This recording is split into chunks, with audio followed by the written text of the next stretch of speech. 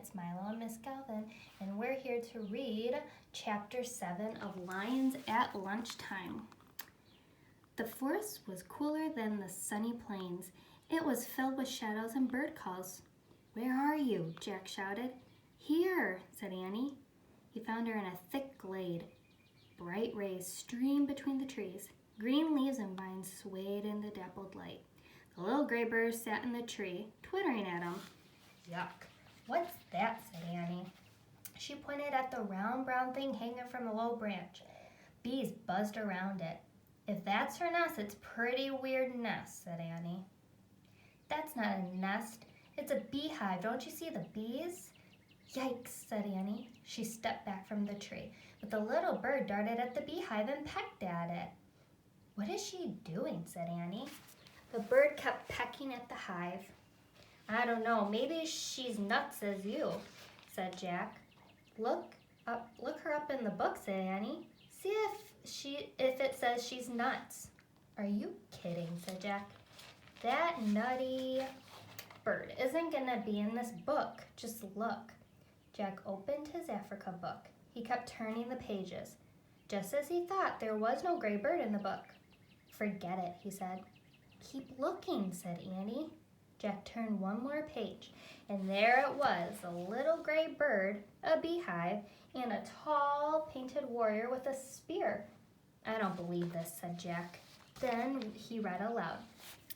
"This bird is called a honey guide. It's both a friend and a helper to the Mussy people, an African tribe known for their fierce fighting skills and bravery." "Hi, honey guide," Annie called to the bird. "I knew you were important." Jack kept reading. "The honey guide leads a Mussy tribe person to a beehive.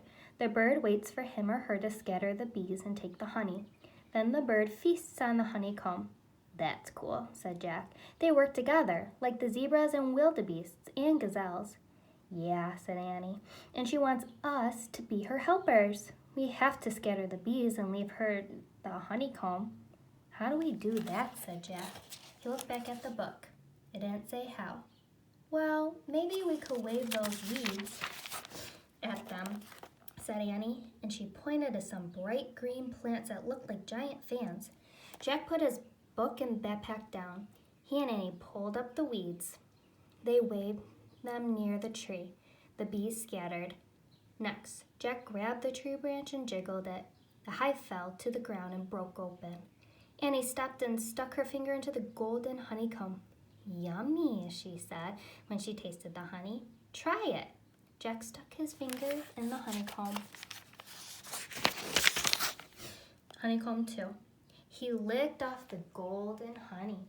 It was the sweetest honey he's ever tasted. "Now the honey guide can get to her honeycomb," said Annie. "Yeah, but she better hurry before the bees come back," said Jack. "It's weird," said Annie. "Honey's so sweet and good, but to get it, you have to go past a lot of dangerous bees." "Oh man," whispered Jack, "that's it." "That's what?" asked Annie. Jack said Morgan's riddle. "I'm the color of gold and as sweet as can be, but beware of the danger that's around me. What am I?" "I get it," Annie whispered. "Honey." "Honey," said Jack, nodding and smiling. "That's it, we've answered Morgan's riddle. Let's go home." He stood up to leave and he gasped. Standing in the shadows was a tall man with a spear and a curved sword hanging from his belt. His face was painted in fierce bright colors. Jack knew at once what he was. A Maasai warrior. "Hi there," Annie said in a small voice. Let's see what happens in the next chapter. So chapter 8 is called Yum. So we'll see what happens to the warrior. We'll see you next time.